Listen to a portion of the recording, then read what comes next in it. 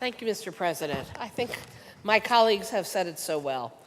I really don't understand in the year 2019 why we are still pretending that we don't have an environmental crisis, we don't have a climate change crisis, and guess what? We're all going to have to change behaviors.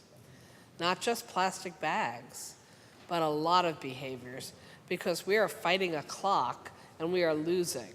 So, in fact, changing rules around plastic bags and paper bags are pretty damn easy. And I know it's easy because other states have already done exactly this, and it's worked very well. Counties and towns in our own state have already done this, and it's working quite well. Third world countries are doing this, and it's working quite well. Now, in addition to the pollution issues and the environmental damage issues, I just want to remind everyone what one thing we've learned about where these plastic bags end up. They end up in our oceans being eaten by fish and other animals that we think we ought to be eating from the sea.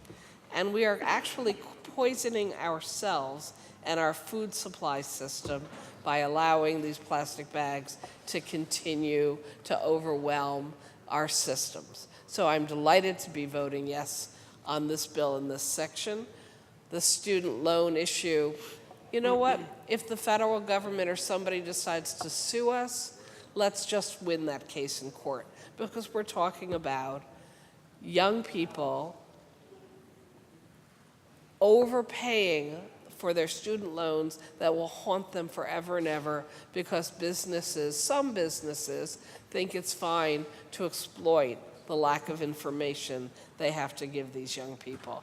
And that should never be allowed. So if somebody wants to sue, go ahead. Let's see if we can win in court. I'm quite sure we can. And on the food waste issue, that is also another no-brainer that has taken too long. So there are many important parts of this bill today, and I'm very proud to be voting yes. Thank you, Mr. President.